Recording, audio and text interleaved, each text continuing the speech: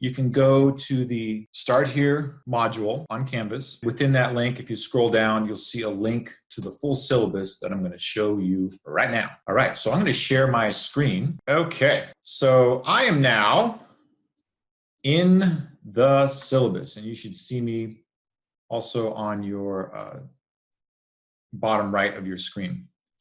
Okay, so this is the course syllabus, and I want to call attention to a couple pages in the syllabus. I know you're not going to read the whole syllabus. I wish you did, but I understand you're busy. So let me give you the highlights on the most important things you need to know.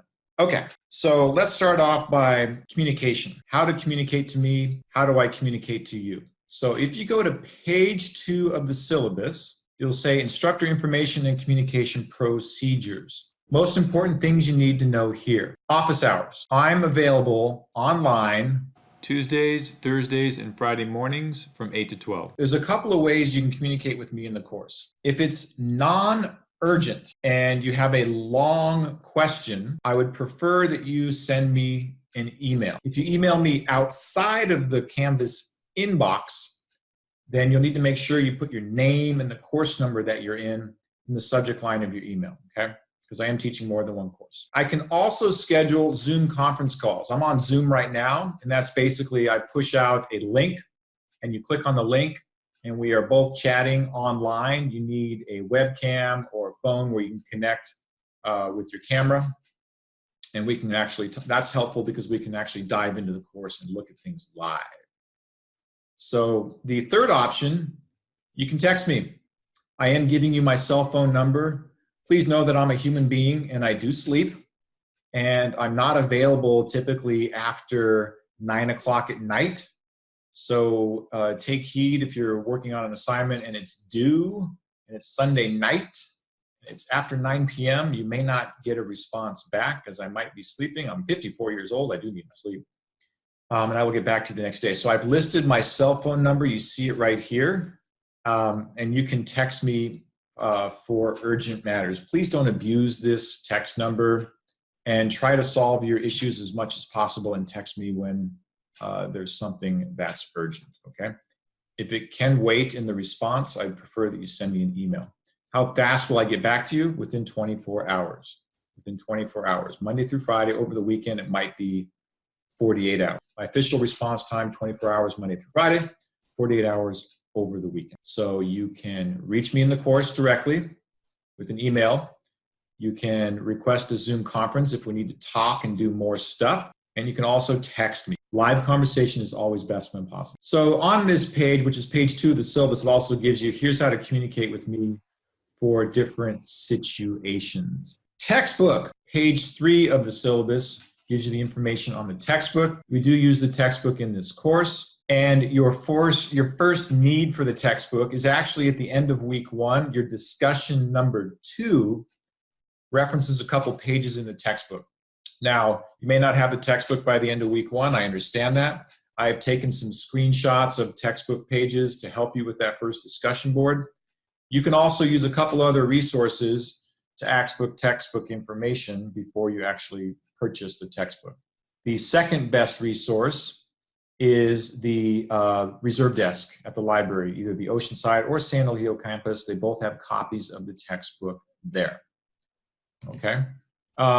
For quizzes, which start in week 2, look at the study guide first. That's listed in the Welcome to the Course module.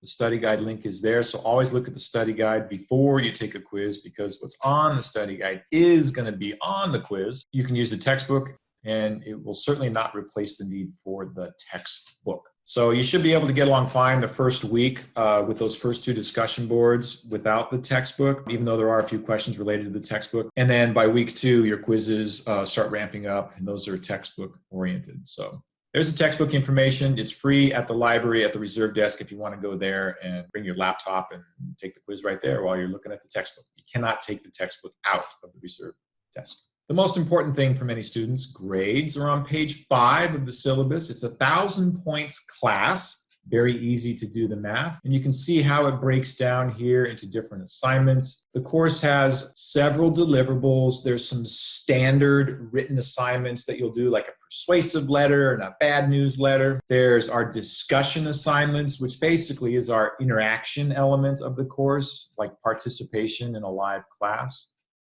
You have quizzes. Those are directly from the study guide. Those are graded automatically when you submit them. We have a final exam. And you see the last 2 items here under course grading, which is again on page 5 of the syllabus. Analytical report, student recorded presentation of report findings, 200 points each, combined 40% of the grade. Those are your big, major project deliverables in the course. Due at the end of the semester. We only have 8 weeks. You need to get started on these quickly, not the first week, but do not wait until week 7 to start your analytical report or your recording of your analytical report. The analytical report is basically your research paper in the course. It's required for this course to transfer, so we have to have this in there. On the Start Here module of the course, there is a menu link for major projects, and under major projects, you'll see all the details and resources that you need to work on your analytical report and also to do your recorded video, which recaps the findings of your analytical report. Okay, so we'll get into that later, but know that that's something you don't want to wait until the last minute on. So that's your points. Cautionary note about points and knowing what your grade is in the course. We have 1,000 points in the class. 900 points or higher is an A, 800 to 899 is a B, and 700 to 799 is a C. Pretty straightforward. Now in Canvas, it also shows you percentages, your percent score on things like discussion boards and your percent score on things like quizzes. Please don't assume that your percentage grade is your grade in the course. Sometimes students mistakenly look at one of the percentage columns and say, hey, I show that I have an 85% in the course. I have a B, right? And the reality might be, no, you don't. The Canvas, when it shows a percentage grade, it's based on the assignments you've turned in. So you might have an 85% overall score on the assignments turned in, but if you didn't turn in some assignments, then 85% is not your grade in the course. It actually would be lower. If you missed half the assignments and the half that you turned in were 85% score, you're actually getting an F, okay? So don't get confused with that percent of score column. And I haven't figured out how to get rid of that on Canvas, and sometimes it confuses students.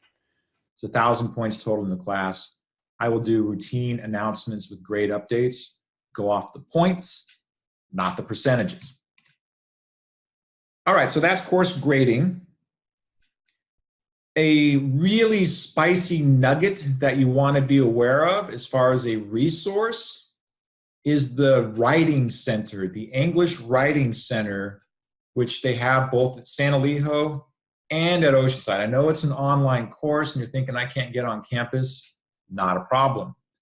We have a full-blown Writing Center where you can submit your writing assignments electronically via email directly to the Writing Center, and that staff will proof and read and comment and return your work to you within 24 hours, Monday through Friday. You can also go to the MiraCosta website. If you go into search and you go to the Writing Center,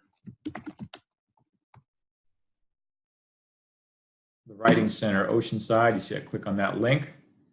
Here's all the information about that. And you see they have online appointments, so you can actually submit your work. So how do you use this resource? Meaning you need to write up your written assignment a few days before it's actually due, submit it to the Writing Center, they'll proof it and give you feedback, make those edits, and then turn in that corrected version for me to review and grade. Awesome resource, but it does require that you work ahead of schedule a little bit.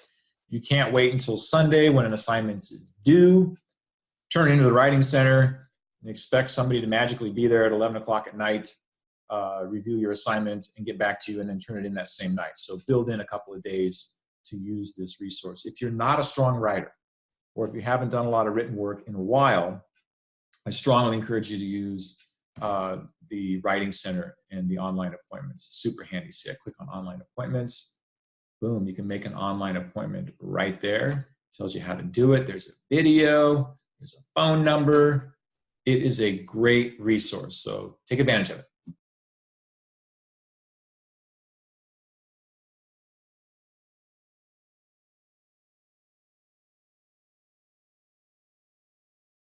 After Thursday, it closes. There's a one-day grace period. If it's due on Wednesday, you have a one-day grace period. You can turn it on Thursday. If it's due on Sunday, like discussion 4 is due on Sunday, June 23rd, you can turn it in one day late, Monday, again, 10% off, okay? So know there's a one-day grace period on those assignments. After the grace period deadline has expired, the assignment is gone and it closes. That's not because I'm a mean guy. It's because this is a compressed schedule and I got to get your grading done and back to you. So the only way I survive that is I have to get work turned around quickly. Cannot honor late work after the one-day grace period. The quickest route to getting a poor grade in this class is to not turn in work on time. So please work ahead of schedule. Here's the good news. All of your assignments are open and available and ready for you to work on right now. So you can work ahead of schedule in this class. You can work on weeks 1, 2, and 3 right when you start if you want to run ahead of schedule. But you can't work behind schedule. So please plan accordingly.